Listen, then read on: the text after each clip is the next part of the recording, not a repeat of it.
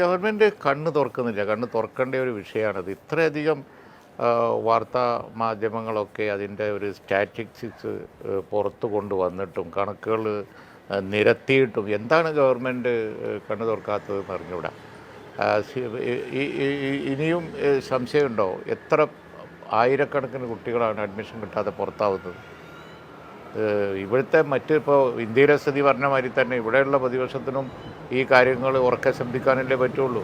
ഞങ്ങളൊക്കെ അസംബ്ലിയിലും പുറത്തുമൊക്കെ വളരെ ഗൗരവത്തിൽ ഈ കാര്യത്തെക്കുറിച്ച് പറഞ്ഞതാണ്. പക്ഷേ ഗവൺമെൻറ് ഒരിക്കലും അനങ്ങുന്നില്ല. ഈ തവണ എങ്കിലും കേരള ഗവൺമെൻറ് ഈ കാര്യത്തിന് ഒരു സൊല്യൂഷൻ ഉണ്ടാക്കണം. അധിക ബാച്ചുകളോ ഗവൺമെൻറ് എയ്ഡഡ് അതുപോലെ തന്നെ ഒക്കെയുള്ള സ്ഥാപനങ്ങൾ പുതുതായിട്ട് ഇല്ലാത്ത ഏരിയയിൽ അനുവദിക്കും. എന്താ വേണ്ടതെന്ന് വെച്ചാൽ ചെയ്യണം. UDF ചെയ്തുകൊണ്ടിരുന്നതല്ലേ. ഞങ്ങൾ 5 കൊല്ലം കൂടുമ്പോൾ മാറി വരുമ്പോൾ ഇത്തരം കുറവുകൾ UDF ആണ് പരിഹരിക്കാത്തത്. 5 കൊല്ലം കഴിഞ്ഞപ്പോൾ വീണ്ടും LDF ഗവൺമെൻറ് ഭരണത്തിൽ വന്ന സാഹചര്യത്തിൽ അവരുടെ ഉത്തരവാദിത്തമാണ് 4-5 കൊല്ലത്തിൻ്റെ ഉള്ളിൽ കൂടിയ സീറ്റിൻ്റെ റിക്വയർമെൻറ്റിന് സീറ്റ് അനുവദിക്കരുത്. അവരനുവദിക്കാത്തത് സാമ്പത്തിക പ്രതിസന്ധി കൊണ്ടാണെന്നാണ് പറയുന്നത്. സാമ്പത്തിക പ്രതിസന്ധി കൊണ്ട് മുടങ്ങാൻ പാടില്ലാത്ത ചില കാര്യങ്ങളുണ്ടല്ലോ. ആശുപത്രിയിൽ മരുന്ന് വാങ്ങുക, പഠിക്കുന്ന കുട്ടികൾക്ക് അതിന് വേണ്ട സൗകര്യം ചെയ്തു, ഇതൊക്കെ മുടങ്ങാൻ പാടുണ്ടോ? അത് മറ്റെന്തെങ്കിലും മാറ്റി വെച്ചിട്ടാണെങ്കിലും ശരി നിർവഹിച്ച് കൊടുക്കേണ്ട കാര്യമല്ലേ. ഞങ്ങളൊക്കെ ഭരണത്തിലിരിക്കുന്ന സമയത്ത് ഞങ്ങൾ പ്രയോറിറ്റി കൊടുത്തിരുന്നത് അങ്ങനെയാണ്. നിങ്ങൾക്കൊക്കെ ഒരു ബോധ്യം ഉണ്ടാവില്ലേ? കണക്കൊന്നും എടുത്ത് നോക്കിയാൽ മതി. ഞാനതിന് മറുപടി പറയേണ്ട കാര്യമില്ല.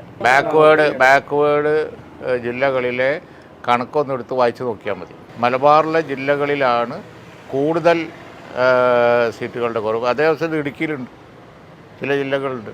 നമ്മൾ പ്രാദേശികമായിട്ടല്ല, കുറവുള്ള ജില്ലകളിൽ സീറ്റ് അനുവദിക്കണം.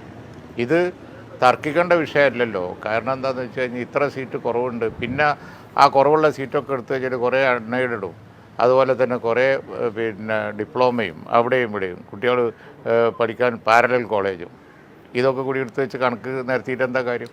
കണക്ക് കൊണ്ട് ആളെ പറ്റിക്കാൻ പറ്റാത്ത വിധം എല്ലാവർക്കും ബോധ്യമുണ്ട്.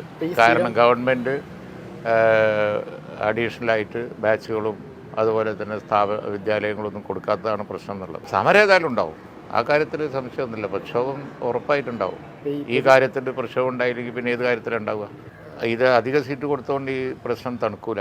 കാരണം എന്താണെന്ന് വെച്ചാൽ ഓരോ ക്ലാസ്സിലും കുത്തി നിറച്ചിരിക്കുന്ന കുട്ടികളെത്ര? ഇങ്ങനെ കുട്ടികളെ കുത്തി നടക്കാൻ പാടുണ്ടോ? അതുകൊണ്ട് അധികം സീറ്റ് കൊടുത്തു എന്ന് വിചാരിച്ച് ഇത് തണുക്കാനും പോകുന്നില്ല, സമരം ഒഴിവാനും പോകുന്നില്ല. സമരം ഉണ്ടാവും. അല്ല അത് അതൊന്നും നമ്മുടെ ഇപ്പോഴത്തെ അവസ്ഥയിൽ ആ രീതിയിൽ ആ ചർച്ചയ്ക്ക് ആക്കം കൂട്ടുന്ന രീതിയിൽ ഞാനൊന്നും പറയുന്നില്ല. കാരണം ഞാനിപ്പോൾ കുട്ടികളുടെ പഠിക്കാനുള്ള സൗകര്യക്കുറവാണ് കാണിക്കുന്നത്. അതിനെ ഒന്ന് തിരിച്ചുവിട്ട് അത്തരത്തിലുള്ളൊരു തന്ത്രം, BJP തന്ത്രം നമ്മളെന്തിനാണ് എടുക്കുന്നത്? അങ്ങനത്തെ കാര്യങ്ങളില്ല. അദ്ദേഹം അത് ഉദ്ദേശിച്ചിട്ടുണ്ടാവില്ല എന്നാണ് ഞാൻ കരുതുന്നത്.